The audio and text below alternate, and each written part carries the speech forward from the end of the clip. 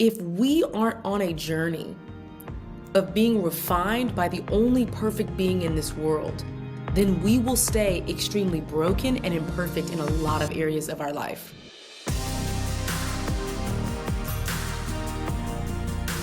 Toni Collier, you're here, and I am so glad about it. Welcome.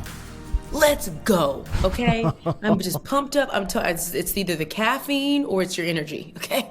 But I'm here and I'm excited. It's Monday. We're going to have a good time. We have so much in common. I think your husband's amazing, and I love what you and Sam are doing. And of course, Sam's been on the podcast before, and we've become friends, which is such a joy. But here's where I want to start, Toni. Your story fits the profile of so many people joined with us today. Trauma. Oh. This, for you, was a 25-year buildup. Take me back. Toni, what happened? Freak. So much happened, okay? Go wherever you want. I'm just going to go. Okay, so first of all, I was born in Houston, Texas. I feel like it's the most important thing about me. Why? I feel like I have to say it. I want to hear about that. Because Texas, okay? Now, yeah, sure, we've made some pretty crazy decisions, but we own it. You know what I'm saying? Everything's bigger and better in Texas. Okay. I live in Atlanta, Georgia now. It is what it is. Do. Yeah. Well, I was born in Houston, Texas, blended family. I had 3 older brothers. I would say our family dynamic got rocked in the 3rd grade. My mom got really sick. She had a massive stroke and got on disability. She couldn't walk. She had issues talking and feeding herself. And it really disjointed our family system. My older brothers went to go live with their moms. I had a brother that kind of turned to drugs. My dad went into full-time working. And so there it was, just little 8-year-old Toni, me and my mom taking care of her. I remember, divvying out medicine bottles. And my counselor now would call it parentification, where, we naturally hit this progression with our parents where, 40, 50 years old, we start to take care of them. Well, that happened to me at 8. And so lost a lot of awe and wonder in my childhood, grew up way too fast. Yeah. And at 13, I'm losing my virginity. I was sexually manipulated and abused. At 14, started drinking and smoking to numb all the pain. At 16, left my parents' house and was like, YOLO, I'm an adult. Put myself through college, partied my way through college, if we're just going to be real. Nights I don't remember. Yeah. A lot of numbing. Had an eating disorder, bulimia in college. And then graduated college at 19 because I kind of lived this double life of, like performer's heart validation and then just a whole bunch of numbing, whole bunch of abuse and pain. Yeah. Thought I was in love with a guy that I met 3 months and moved to Georgia, with this guy. And was like, I'm an adult, here we go, 19 years old, got engaged, ended up getting married, a really toxic and abusive marriage, doors ripped off the hinges, holes punched in the walls. But in the midst of that, I get saved at 21. We have a little girl, we bring a little girl into this toxic marriage. And unfortunately, we got to the point where I really wanted to pursue this Jesus thing. He did not. Ended up getting a divorce for my daughter.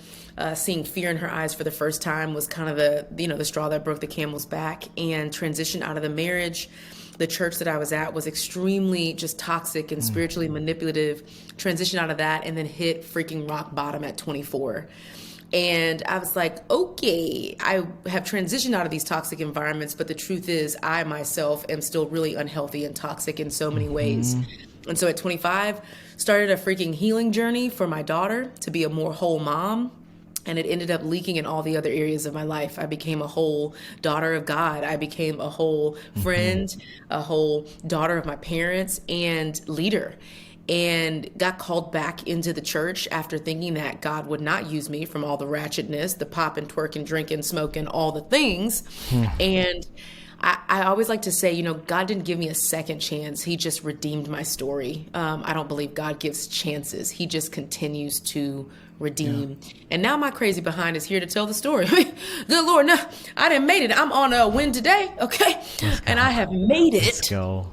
To tell the story. And so I get to go talk about my story through a book and a podcast and speaking and hosting. And so, man, remarried out here. It's so crazy. Good. That's so good. I want to go back in time a little bit. I want to connect because this is interesting. You took on a caretaker role really early in life. It's almost like emotionally from a developmental perspective, you had to fast forward and just, as you said, your words, you had to grow up quickly.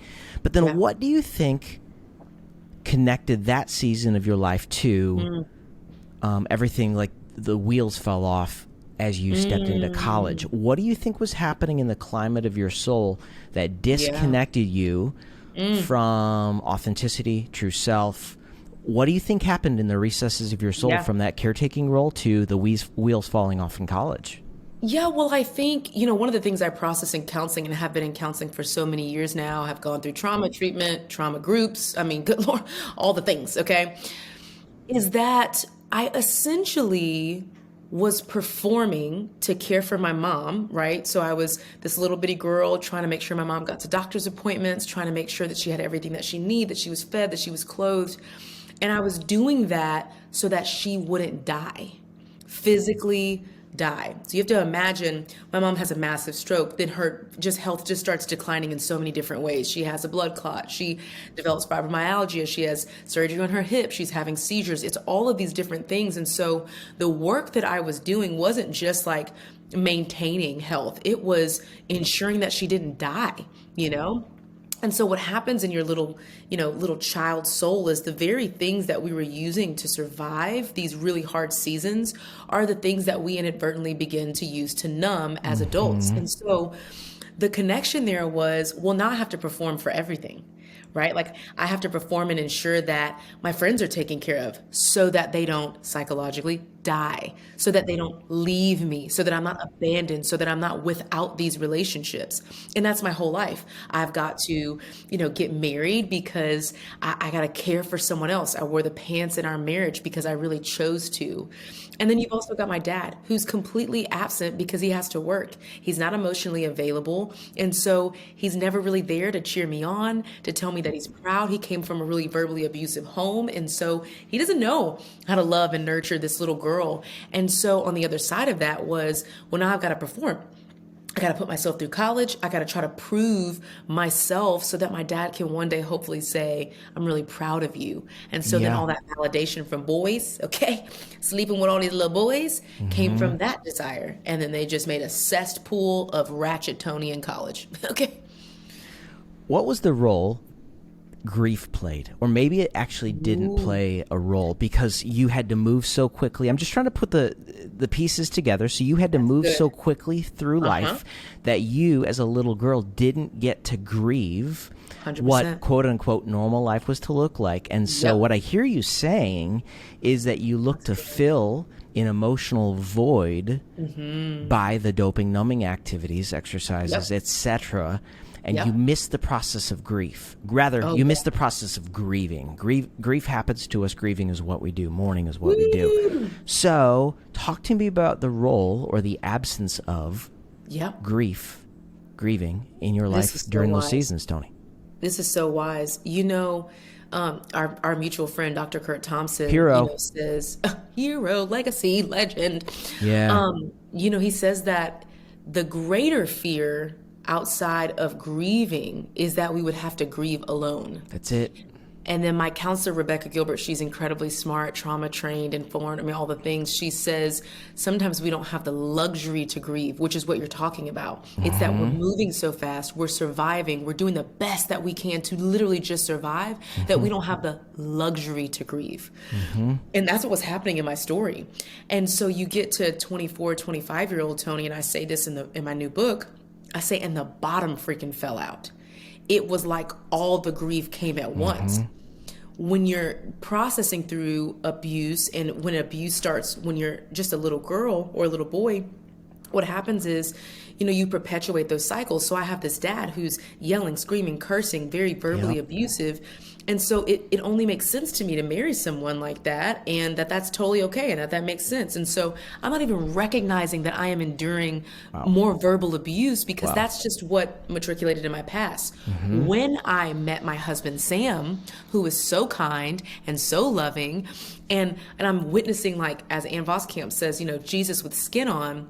Yeah. And he's kind to me. It's almost like the presence of his goodness shines a light on the darkness that I've had before. And I realize that I have something to grieve, that growing up, I've never been poured into. No one's ever told me that they're proud of me, that they love me, that I'm worthy. And then I start to grieve. Hello, healing. It sucks. Yeah. So We don't see the world as it is. We see it as we are. So in the state in which you were, yeah, what were your expectations for what normal, emotional, mental health was to look like? First of all, the words mental health, like, I don't even think I had that language, right? Yeah, Like, why not? well, first of all, culturally, my mom and dad, when I got into counseling, my mom and dad literally said, "Do you have bipolar?" I said, What are you talking? They said, "Why are you going to counseling? Are you bipolar? Like, are you schizophrenic or something?" I'm like, "No, I just, well, I mean, first of all, I don't know. I mean, maybe, okay, it's all up in our genetics, but no, I'm just going because I want to be mentally healthy." And so when you grow up in an environment and in a culture that says the only reason why you should ever go and see a counselor is if you're literally psychotic, if there's something chemically imbalanced in you, versus just wanting to live a healthy and whole life. So mental health wasn't even a part of my story, but also at my church, in the church culture I grew up in, getting saved at 21. What are you talking about? You got scripture. What you need help for? You got God. He already saved you. You should be over those things. You shouldn't have anxiety. And so those coupled together informed these really bad behaviors of, I got this, like, I'm already saved, I'm good, I don't need any help, I don't need to process through this. And obviously you just start leaking. And you leak on I mean, because unhealth doesn't isolate itself, right? Like, we start to leak. We become unhealthy moms and daughters and wives and husbands, and it just leaks all up over all the relationships. And so that's what was happening. Mental health wasn't even a thing. You just said unhealth doesn't isolate itself. Yeah, I said that. Why? Because it don't. Why? I want to hear more about that. That's gold. Toni, that's gold. Well, let me just dumb it down real quick for the people Please. like me. You take you with you. Let's everywhere. Go. Wherever you go, there you are. Uh-huh. Wherever you are, there you go. And yeah. I could just give like a little example. One of the deepest lies that I have always believed is that God is not going to protect me. I mean, and it's no wonder. Sexual manipulation in my story as a young girl, darkness entered my story very, very early. And so the enemy used those dark parts of my story to inform this deep lie that God is not protecting me. And so then I get into a marriage and I make, this new husband who's so amazing, my God, my savior. And the minute he makes a mistake, I'm like, oh, you're unsafe. The minute he says something that triggers me, you're unsafe. And so what has happened is I've taken all my old baggage and not healed it, unfortunately, when I first got with Sam. And I started leaking on him. My unhealth started to leak into this new marriage. But here's the trippy part. I thought, oh, it's a new marriage. Like, this is a new environment. Like, this is a brand new thing. He's healthy. This is going to be amazing. Nothing's going to go wrong. You take you with you.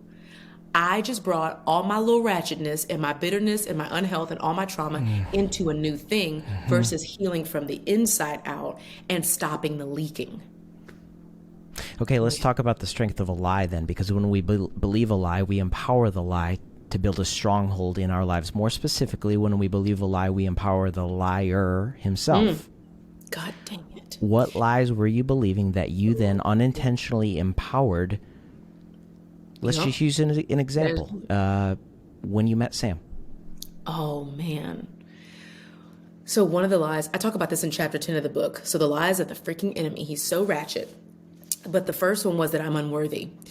That one was a big one. It fed my insecurity, which inadvertently fed my pride, which inadvertently fed my hiding, and then manifested into shame. I am unworthy, the deepest lie. I am unworthy of goodness, of good things, of withness from Jesus. And the reason why the enemy used that and where it came from was essentially when you have so much darkness in your life, it almost feels like you are just a magnet for bad. This is just my life. I'm just going to have to endure. Life just sucks.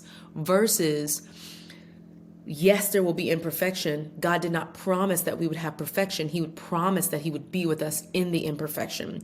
That even when life gets hard, I'm worthy of goodness, of the goodness injected by the power of God. And so when I get into this relationship with Sam, I'm like, hey, by the way, like, this is just probably going to be hard. The assumption that it's hard, which my counselor would also say, that I was attracted to chaos. It was my normal for me.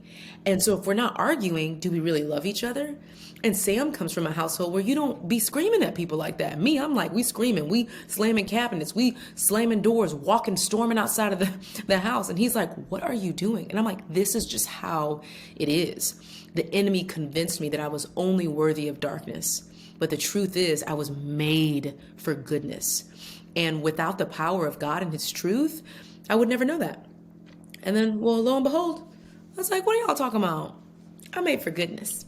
Okay, let's go a layer deeper in the strength of a lie then, because I'd say many of us unintentionally either live with a victim narrative or a more than a conqueror narrative. And that's not to make a generalization, because there are nuances to everyone's stories, but I think we can make a point here. So how does a victim narrative show up, Toni, in ways that we might not recognize?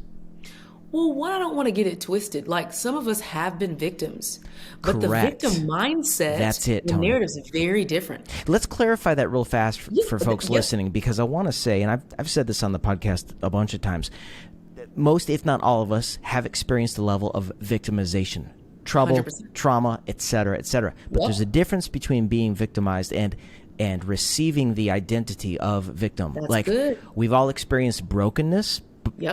But broken is not who we are.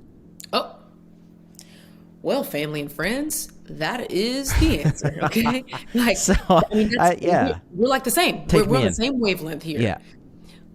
I say this, there are things that are identity attackers. It's the same thing with like guilt and shame. You know, guilt says I have done something bad. Shame says I am bad. It's an identity attacker. Yeah. We can be victimized, okay? And the act of that, without being victims, without continuing to operate from that victim place. What does that look like for me? Well, it shows up in arguments. I'm never wrong. I don't want to be wrong.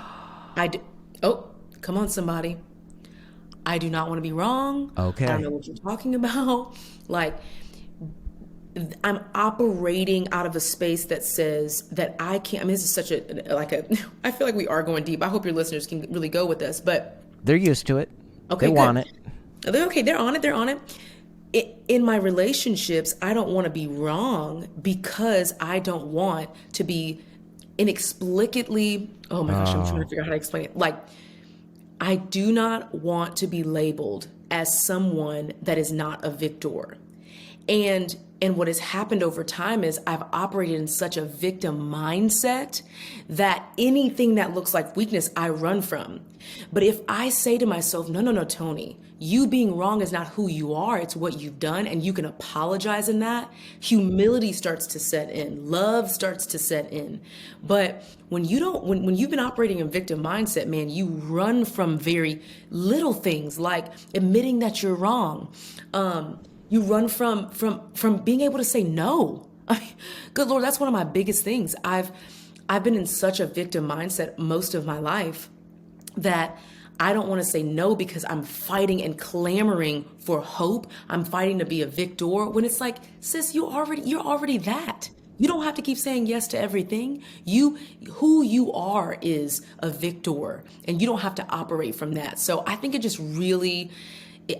builds a sense of striving that we just do not need to do because we've already won, fam. So what did that do to your ability to set and establish healthy relationship boundaries in your life? Here's why, is because I think a person not rooted in identity in Christ will seek to, let's just say, dope on affirmation and applause as a substitution for the inexhaustible supply of joy and fulfillment that comes through sonship, not performance. And of course, we know, folks, listen, we've talked about this. Sonship is not gender specific. It's a biblical term for inheritance. Walk me through that, Toni. What do you think? Man, there's a term in the Bible that, just says that Jesus is our Sar Shalom, the Prince of Peace. And I have been trying to understand the real shalom, real deep, intentional shalom. Because for me, I'm like a runner. Like I'm just a freaking bulldog. I want to run. I want to work hard. I could just run through a wall all the time. And I've realized that parts of that is performance, not peace. And the truth is, there is a part of my being, the fabric of how I've been made because of how the world has shaped my story, that wants so badly to, as you said, to hear the applause, to get those affirmations, and that I'll go into agony for it. I will choose agony over loneliness. So I'll choose to stay in really toxic relationships because I would rather endure that and be seen than to feel like I'm somewhat alone. And I think what has happened over time is, one, the world has fed that in us. Gosh, it's like the next best thing, the next best reel, the next best like. I mean, y'all, I'm tired of these updates. At this point, I'm just not about to update Instagram no more. Okay, I want a regular post. I am right with you. But that feeds even our mind's strategies to clamor and look for the next best thing, when the truth is the best thing we already have access to, and that's the power of God. And when I have settled into that and said, I've already got the goods, it has given me this very deep, I almost want to call it assurance. It's that I'm sure that no matter what, I'm taken care of. And from that place, man, I'm like, okay, I don't have to strive. Whatever happens, happens. It's all good. So what I hear you saying is that peace was not the fruit of striving, but of surrender. Come on. Listen, in other words, yeah, go. No. I mean, I say that in the book, that we have been convinced that perfection and striving is what gets us to ultimate success and fulfillment, when really it's surrender. It's 2 Corinthians chapter 12, verse 9. That's it. I'm trading weakness for power. Yes.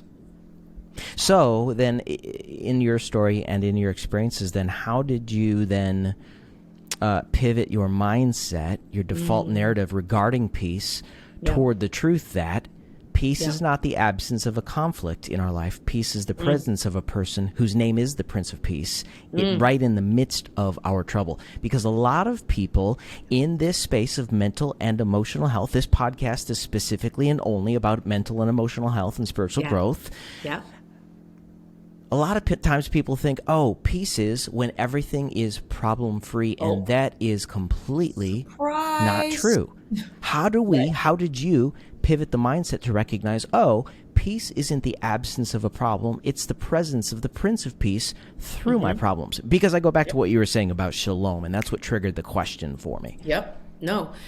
You know, what I've realized is I have to personally have a replenishment cycle. So when we talk about mental and emotional health and our spiritual development and refinement in that, for me, it has rested on having some sort of foundational truths, but also foundational practices. Yeah. I have to live a life on the offense, not the defense. That's just me. That may not be somebody else's testimony, but the truth is, I'm a little bit wild. Okay. Yeah. How does that play out on Tuesday or Wednesday? Okay. Let me tell you. Like, I have to have things in place that keep me stable. One of those is nature. I have realized that a part of my replenishment cycle is being out in nature. I need to be around things that are untouched by man. I need to be around things that have just been curated by the Lord himself, okay? And I need to do that consistently, right? I need 2 to 3 times a week. That's a part of my replenishment cycle. Another part of my replenishment cycle is worship. Now, your girl can't sing too much, okay? Can't hit a real good note. I know you got a little music in your background. That's not me, okay? It's all good. I love to worship. I love to belt out songs. Yeah, Toni. One a day is what the real goal is. Now, sometimes that don't happen because I'm twerking in the car by myself, okay, to a little ratchet music. And you've got an infant. And then I've got a freaking Cocomelon and all of them, okay, bopping around. 10 little monkeys out here, you know what I'm saying? But, I could keep going. I have a whole replenishment plan. Yeah.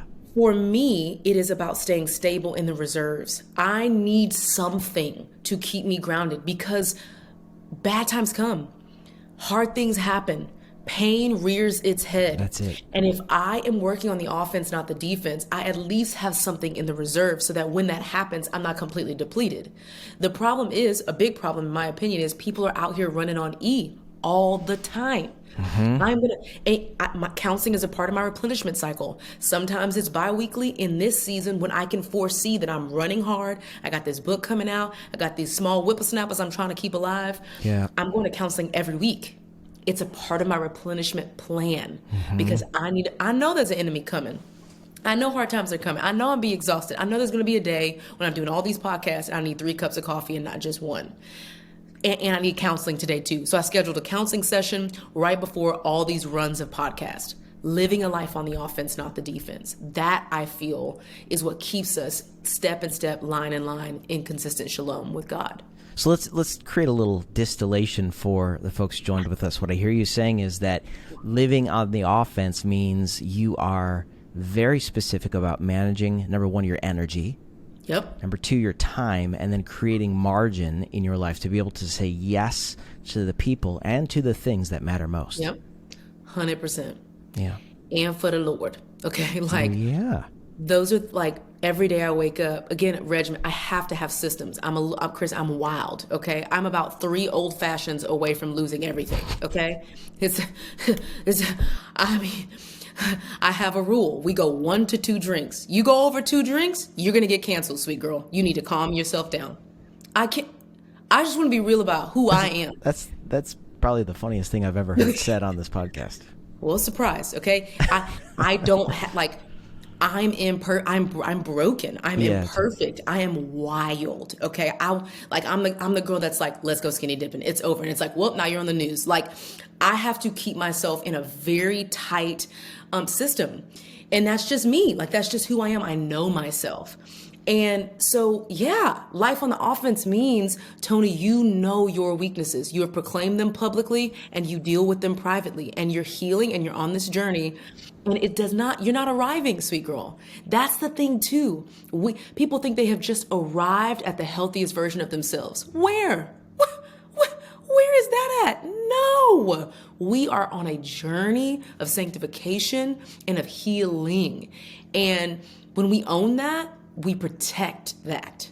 And that's what I'm trying to protect myself out here.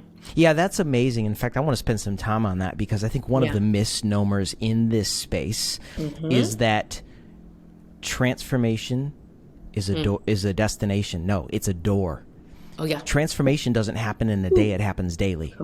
Woo! So let's just poke this box, because the soapbox I'm standing on right now is that transformation beats the crap out of willpower-driven self-help. It's not to say that self-help doesn't help, but it just won't get us to our destination. So what was it, or is it, about self-help, Toni, that helps you or has helped you but has lacked the ability to turn the key on transformation in your life? I think the key is in the first part of that word, and it's self. Bingo. I don't trust myself. Every morning I wake up, I put my hands out, I say, Jesus, I give everyone and everything to you. Take control of my life because you're better at it. That's it. Every single day. Jesus, I give everyone and everything to you. Take control of my life because you're better at it. I do not trust myself. You know what this self has done? So many crazy things. I have wiped the ground with my behind twerking in the club. I have slept with guys I don't even remember and know. I have numbed with drugs and idols and all the things. That's what self, did. And I also think the thing that confuses us is that self-help can look real cute, right? So people are saying, but my self-help doesn't include twerking in the club. My self-help doesn't include that. It actually includes oils, and it includes quiet time, and it includes, that is amazing. Okay. I love you for it. However, that still will not give us the keys to sanctification. There is only one place that those keys come from. Like, we don't have access to that. I don't know if you are confused, but we don't have access to the transformative power of Christ. That's not ours to take. We go get access from the creator, from our source. It is the difference, in my opinion, between resources, which I think is where self-help comes in, and the source.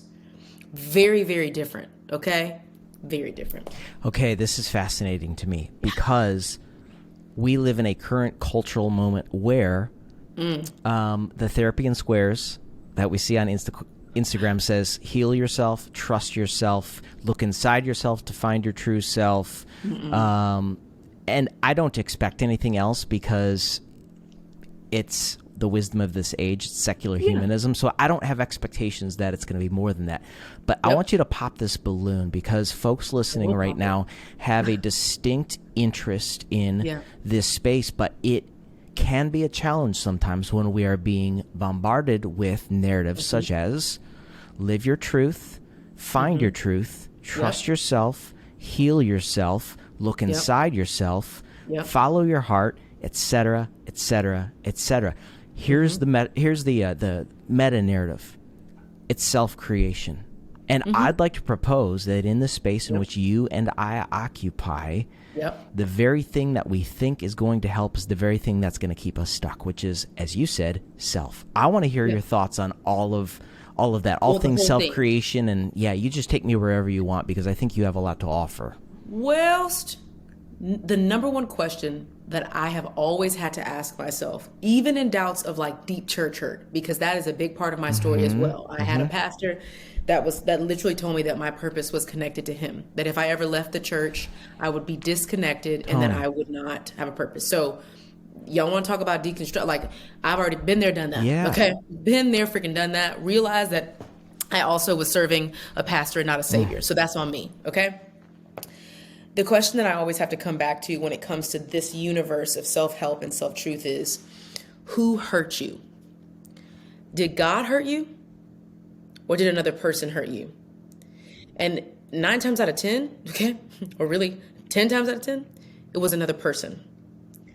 If that person has the capacity to hurt you, you have the capacity to hurt yourself, okay? I do not trust myself enough because I have hurt people. People have the capacity and have had the capacity to hurt me. When we start to rely on ourselves, humanity, to be our end all be all, we are putting ourselves at risk. And this isn't like this profound statement. This isn't like, oh man, no. Who hurt you? Who in your life? Other people have hurt you, period. The fullest version of ourselves is embedded in a person that does not want to hurt us and doesn't have the capacity to. And that is our savior. That's our creator. I love my husband, but he's not my savior. And anytime I have made him that, he has not met an expectation. He has hurt me deeply, but it is because of my expectations. If you cannot have expectations of perfection in other human beings, which, I have a very diverse friendship. I have friends that are atheists. I have friends that are all up into the rocks and the self-help, and I love them deeply. Of course. But they've also posted, stay away from other people with these types of energies and stay away from and essentially we are shooting ourselves in the foot by saying that other people have the capacity for imperfection and not ourselves. Are we really that prideful to believe the deeply rooted, in my opinion, insecure lies that we have what it takes to fulfill ourselves when we can't even trust other people to fulfill us? We are the same as them. We are all just humans in this pot, and we are all deeply imperfect. And I don't know about you, but I need a solid foundation. So why do you think so many people then, Toni, are attracted to benign spirituality, what I'll call like Christian Buddhism? Yeah. You know what I'm saying? It's not discipleship. It's just you do you, spiritual. I'm just spiritual. Well, it's that right there. It's the you do you. We want the comfort of God, but not the correction of God. And that's okay. No, and that's okay. That's okay. Who doesn't want to just be bopping around here doing whatever we want? You know how many times a day my kid is like, Mom, I just want to do what I want to do. Like, I just want to be an adult already so that I can just own my life. From her little naive, immature spirit, she thinks that the limitations and correction I put on her aren't good for her, that it's just evil. When really, I'm like, sis, you can't eat grass. You're going to get sick. You cannot lick another kid's elbow. You're going to catch Ebola, okay? She's like, I'm having fun. I'm like, I know it's fun right now, sweet girl, until your tongue fall off out here, okay? We want the comfort of God without the correction. And the truth is, like, and the reason why I say that's okay is because some of us have been hurt by other people. We have been hurt by corrective figures. We've been hurt by father figures. I get it. We just, in my opinion, we just have to believe that God is not like them, nor should we even want that sucker to be. And I mean, dang, we could just go all day about like the church. I mean, we've fed into some of that. We have positioned ourselves as gods, that we are just, I mean, my old pastor telling me that my purpose is connected to him. That sucker was dang near saying he was Jesus. Okay. Yeah. He's like, I'm the vine. I'm like, oh, okay. I'm like, oh, okay, I got that. And so then when he disappointed me, I connected that same behavior to Jesus. So I'm like, it's okay that we feel that way. And it's okay that that we want softness, right? Like I hear the saying a lot, I want the soft life, okay? The hard, it's too hard to be a Christian. It's too hard to, it's like, I get that. But let me tell you, on the other side of that, it's even harder, bruh. It's even harder. So yeah, I think that's why we want comfort, not correction. And that's okay. Well, that's interesting you said that, because you wrote this in the book. Many of us become the toxic people we need saving from. How so? Surprise. Yeah, tell me more. Well, what happens is, and again, I wrote everything from experience. I only have the authority to write about this because I have done it so wrong and seen all the darkness with it. We need saving from... This goes back to the idea that if we aren't on a journey of being refined by the only perfect being in this world, then we will stay extremely broken and imperfect in a lot of areas of our life. And we then inadvertently become the people who have leaked on us, and we start leaking that same thing. It's okay. Like, this isn't, none of these things are profound. It's like, listen, if you've been spending your life being cursed out, it's also why I've been working with trafficking victims. And you see some of these trafficking victims going back and becoming traffickers themselves, right? Like we've seen so many articles about women that have been trafficked for a long time now recruiting other little girls. And it's unfortunate, it's heartbreaking, it's sorrowful. What has happened is they have been taught that this is the only way of life, that this is the best way of life. And so then they create and perpetuate that toxicity, and they become the very people that they needed to be saved from, until someone inserts themselves into their story and says, there's a better way. There's a better way. There's healing available for you. And it's not healing because, I'm an organization, a nonprofit, I'm A1 out here. It's healing because the power of Christ can transform your life, help clean you up all over again, and then reroute you so that you become a light bearer and not darkness floating around hurting other people. That's rich.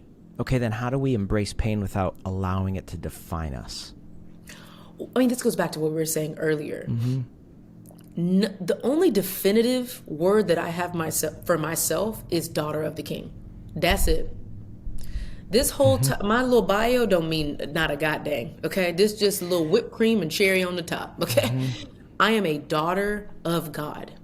I'm a daughter of God when I was doing crazy stuff, and I'm a daughter of God right now, because you have to understand, like, I've been saved and then I got resaved, okay? Because, and not in the, because theologically, okay, we get saved, okay? There's no resalvation out here, okay? Yeah. However, I got saved and I was acting as a fan of God, and then I was acting as a follower of God. Very different. I'm like, ooh, yeah, look, this Jesus thing. I know all the lyrics to the little songs on Sunday. Monday through Saturday, however, I'm ratchet and I don't want nothing to do with God. And I just believe that when we begin to do the real work, in my personal opinion, I say real loosely, of not just being holy humans, but whole humans, I think that we get to walk step in step, hand in hand with God, and we begin to stop those cycles by having a source that we can be pulling from. I mean, first of all, it's the whole little Bible. When I first got saved, I wasn't reading the Bible at all. Can we be real? I was a youth pastor. I was standing on stages. I was looking up YouTube videos and preaching from there, from life experience. Can we just be real about that? Okay. When I decided to have depth, to go deep, not wide, as Andy Stanley says, in my relationship with God, that depth carried over into so many different areas of my life. And it stopped the perpetuating cycle of this like watered down Christianity that we have. That's so sad. And I just think we have to do our work. We got to go holy, and then we got to go wholeness and healing. You know, this has really nothing to do with your book or what we're talking about today, but I'd love to just kind of poke this a little bit. I think one of the things I'm really sensing the Holy Spirit doing in the church these days is getting rid of the attender consumer paradigm. We're moving from a tender consumer to the priesthood of believers. Ooh. Because you can't disciple a chair.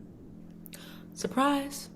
You can't. Like, what do you and Sam, what have you learned? That's good. And maybe this ties back into the focus of the conversation. You and Sam, Toni, have been through a ton of transition this year. I remember texting Sam back in March or April and just saying, like what the freak is happening right now? Well, I think it was like, dude, love you. You're not alone. That's it. Got your back, something like that. And you know, it's just because I knew what you guys were walking through. Yeah. So, you know, talk about even that paradigm, but then just to bring it through the thread of your story. Yeah. Have any old wounds resurfaced throughout the time, like in a triggering way? So, you know, for those of you listening, I mean, that may not know our story. Like, we decided to plant a church. We did not want to for a very, very long time. And we also did not want to plant a church by ourselves. Like, we had this idea, story church, and we're like, man, we want a covering. We want accountability, which most people would just plant. But it's like, we just really want accountability. And so someone sets us up a meeting with Hillsong, and we're like, oh, we've never heard of them. Like, we've heard of them, obviously, singing, but we've never met them before. We've never done anything with them. So yeah, we'll go to this meeting. We'll figure it out. We went to this meeting. We get invited into Hillsong to be a Hillsong church. And 6 days after we got announced as for joining Hillsong, scandal broke out in so many ways. And then it was like, okay, well, we still feel called to this community and this church, and we built all these things, but now we've got scandal again. And yes, it was triggering for both of us, because in Sam's story, there was scandal in his first church. Yes. That was this horrific scandal. And in my story, as we know now, it's this pastor, very spiritually manipulative. It was just weird, just awkward. All of it is just so weird. Whilst the first trigger was, oh my gosh, are we just like attracting scandal? Like, what is happening here? Like, are we just choosing the wrong leaders? Are we just like, what is going on? Then second is like, are we called to actually build a church? Like, we thought that because we had been through the unhealthy, crazy churches and we've healed from it and we are healing from it, that maybe we could build something that's like better from our pain, you know? And then I think what we started to realize is, and the things that we've done is, you know, one of my most favorite things about our service is that we always have a moment in the service where it is not about lights, camera, action, worship songs, blah, blah, but where it's literally just about connecting with God on your own in the room. And I think that has been the most healing part of this church planning situation and of me supporting Sam in this, of just inviting people to reach out to God on their own. We also have structured it to where there's not just one preacher. Sam only preaches twice a month. It's someone else, another voice, another person on the stage.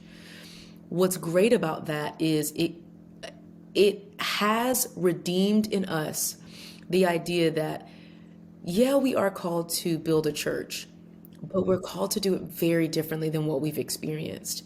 People come to our church and they're just like, y'all just like worship. Y'all are just in the room like talking to God the whole time. Why should I come?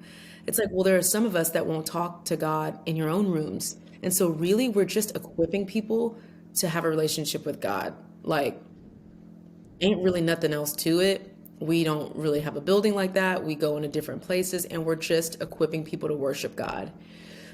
And that's been very redeeming. And I think for many churches and pastors and leaders, I think that our focus now should be equipping believers. not gathering believers, because we can do that all day. Yep. But equipping believers. And that's been really redeeming for us in our story, in our church. I'm really curious about this because anytime we go through times of transition and loss, that involves pain, of course. Yep. And I'm not trying to be pithy here, but in order for us to be brave enough to be broken, the title of your book, I want to know in that season, let's just kind of go flip back in the calendar, let's say late March, early April 2022. Like that, the heat of the season you guys were in. I almost texted this to Sam because I wanted it to be an encouragement, but I'll just ask you here. Yeah. Who did the Lord call you? Who did he say you were in that season? Not what are you to do? Who did he call you? In other words, we'll never know what to do until we know who we are. So it always starts with identity. Yep. What did the Lord say? And folks, I want you to lean in because the Lord will position you in the same way. Whatever you're walking through, the Lord will say, hey, son, daughter, this is who I call you. Because when we know who we are, it anchors the affections of our hearts to stay steadfast in the midst of trial. You and Sam are seeking the Lord. What did he call you? What was the name? What was the identity he had for you despite what you were walking through? Yep. You know, most people would think like, oh, God called you a leader. He called you a pastor. He's like, no, you're still a pastor.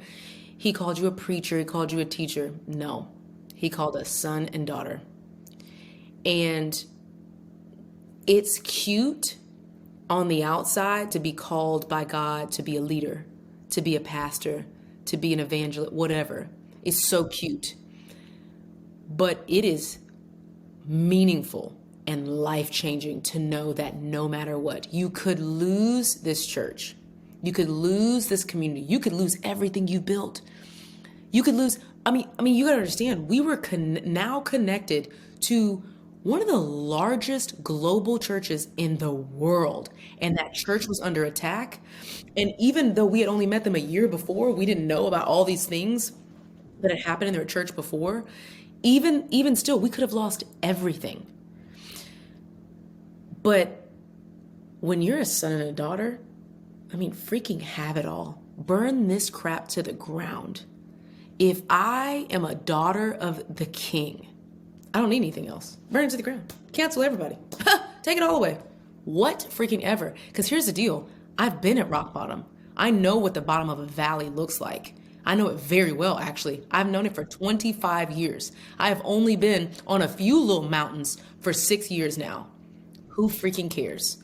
Because the God of the valley is a God that's close. And when we talk about Psalm 34:18, we talk about David and his crazy self. He's like, the Lord is close to the brokenhearted. He revives those that are crushed in spirit. You know how close you have to be to revive somebody? You don't revive someone from across a room. You revive someone mouth to freaking mouth, okay? You revive someone pumping them on the chest, carrying their hands, dragging their feet when they can't walk anymore. Take it all. The closeness of God in brokenheartedness and the crushed spirit, that's what I want more than anything. Wait a minute. I need you to rehash all of that because... I don't know, it just came from the depths. Well, here's why. There's a level of distance that many people listening today feel. I feel this by the Spirit of the Lord, that many people are like, I know I'm a son or daughter of God. I know he loves me. But if you're really being honest, you actually feel a distance and you're actually not sure he's closer than your breath. Toni, what you just said throws that on its head. Rehash it to the best of your ability because, folks, I want you to hear this. This could change everything for you in the moment of your crisis. He's near to the brokenhearted. I'll just kind of start you off there. Yeah, Psalm 34:18. God is just so near. He's close to the brokenhearted. He revives those that are crushed in spirit. To me, it's the sentiment. It's like those are truths. Like God is close. I mean, we've sang that song. You know, he leaves the 99 for the one. All the things like. But this is actually outlining the character of God. No, really, when you're lost, he'll come for you. He will leave all else who are not lost, and he will come for you in the valleys. He is a God of the valleys. I think that's a truth, but then just as there's a lot of scriptures like that have that therefore in it, which is really just a sentiment saying, God is this, will always be this, therefore I will do this, so that, in order that. Those types of languages in the scripture so important to understand. And it's interesting in Psalm 97, just, some chapters after that, David talks about this idea of, when, the wars rage against me, the enemies around me will stumble and fall. There's only one thing that I seek. David does not ask God to save him from his enemies. He's like, I already know you got that. Like, I know that you're close. I'm good to go. What David asked for is this. He said, when wars rage against me, it's my enemies that will stumble and fall. Got it. God's going to handle, he's going to fight my battles. But there's one thing that I seek. And it's this right here. And this is what we have to get used to and what we have to own. That I will dwell in the house of the Lord and gaze at his beauty. For some of us, we would rather dwell at large conferences. We want to dwell on Instagram. We want to dwell on big stages with microphones in our hands. God is saying, I am not only close, I am not only taking care of everything, but in scripture, David is saying, I know you have all this, God, my duty. Therefore, what I need to do is to be focused on you. Have you ever gazed at somebody, Chris? You know how awkward it is? Yes, okay. It's not just a quick stare. Yeah, okay. I'm a people watcher at the airport. I mean, this counselors use it in intimacy training for marriages 100%. where they just sit the husband and wife right in front of each other and they're like lock eyes with each other for 5 minutes and see what happens. Shoulders start to drop.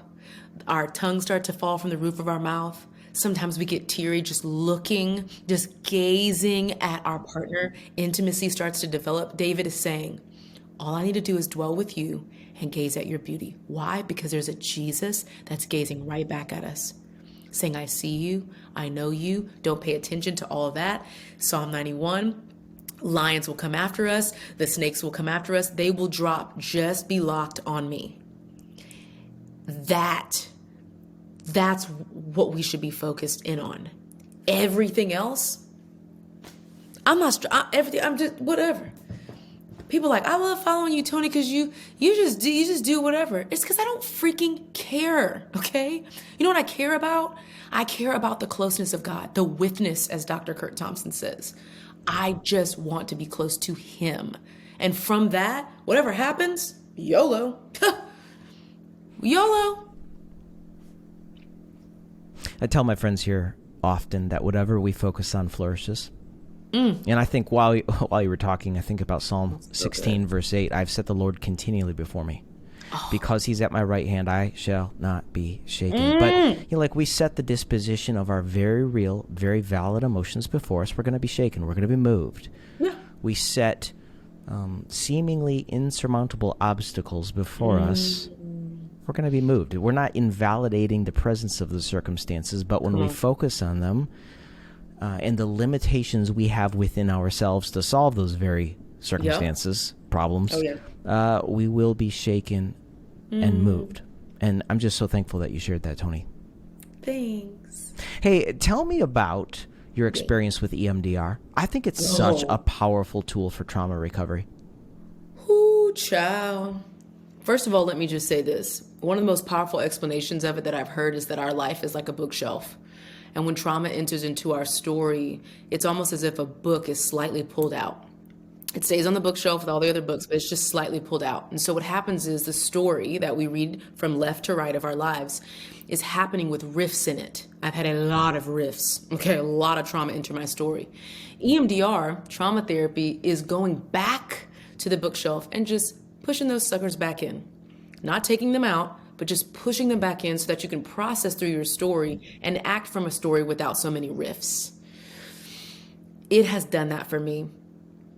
I could just go on and on. I've done EMDR rounds for my relationship with my dad, EMDR rounds for my relationship with my mom, for parenting. And even now, we're starting to talk about EMDR for just my striving, why is it that I would choose agony? Wow.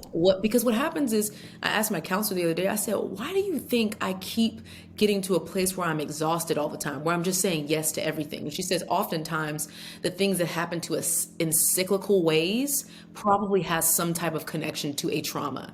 And so it has to be healed and essentially reconciled so that that cycle stops. And what we discovered even today at my counseling session was that there's something in me from my childhood that connects striving to a surviving mechanism. So when everything was really scary at home, when I was, with my mom and she was super sick and I thought she was going to die every single day, I just went outside of the home and then just did everything. I was a cheerleader. I was in the drama club. I was in this, that, and the other. I used those things as a numbing mechanism to cope. And so now when I get really overwhelmed, I just add more stuff. It's connected to that. It is me attempting to survive. And, Dr. Allison Cook talks about the internal family systems. How is it that a part of me wants rest, my integral part that preaches and talks about rest and replenishment? How can that be present? But also there's this part of my soul that's like striving and saying yes to everything and not putting those boundaries in place. There's an internal conflict there in my soul. And that part of me, the part that strives, needs some tending to. It needs some healing so that we can stop wrestling with the part of me that knows that I need rest and I need to say no. And yeah. I want to encourage you with something, Toni. This just sort of hit me as I'm hearing your story. I feel like the testimony of your life is an Isaiah 61 testimony, because he comes to bind up those who are brokenhearted. He gives them beauty for ashes. But then the very people that were bound up, strengthened, and healed become the very people that rebuild the ancient ruins. Isaiah 61, 4, they shall rebuild the ancient ruins. They shall raise up the former devastations. They shall repair the ruined cities, the devastations of many generations. And Toni, I just want to say, with my friends here today, you have been brave enough to be broken. And I really believe the testimony of your life is going to be more than a conqueror. And the very broken places of your life that he has rebuilt, the Lord is going to exponentially use you to be one who helps transform, because you've been transformed. And I just hope that encourages you, because I am That does encourage me. So thankful for this conversation today. I mean, Toni, this has easily been one of my favorites this year, and I knew it was going to be going in. Not only because we have so much in common, and I love your hubby, but just because we really do have so much in common, just with our careers and whatnot. But I'm just so thankful for you. Anything else you want to share today? Man, I'm just excited for this. Chris, proud of you. I'm sure that you have probably had some people online, probably some haters. I'm just kidding. People that have come against you. And, I have to, as a Christian in this mental health space, I've always said this, man, it's like you're danged if you do, you're danged if you don't. It's like not enough Christian leaders are addressing mental health and emotional health and wellness. And then when we do, it's like, you guys shouldn't be doing that. Stick to your lane. I mean, it's just like, what the freak are y'all talking about right now? Here's what I said the other day. I will not stop. I will not stop talking about it. And I just want to publicly honor you for not stopping, because we have seen the destruction of Christian leaders not having this conversation. We've seen them fall. We've seen them commit suicide. God bless their souls. We've seen their families be broken and torn, ripped apart. We've already seen it, fam. It's now time for us to lean into this conversation, not claim to be the experts, to have the conversation, to talk with professionals, to point people in the direction of living whole lives and not just holy lives. And so thank you for this platform. It's great. Yeah, you're welcome, Toni. wintoday.tv/episode 317. If you're watching on YouTube right now, there it is. Go get a copy, or 65 copies of Toni's book. I just think it's really going to be helpful for a lot of people. Toni, I would love for people to meet you, hang out with you. You're a great follow on Instagram. Tell people where to connect with all things Toni Collier. Okay. And I'm going to also put links to connect with Sam in the show notes too, because he's my brother. It's all things Toni J. Collier, y'all. ToniJCollier on everything. Website, Instagram, all the things. And I hope you grab the book if you're brave enough to be broken. I hope you grab it and and really just like find hope and start a healing journey if you haven't already. I'm proud of you. You're doing the work, and I think it shows. And I'm so thankful for this conversation today. Thank you. You're welcome.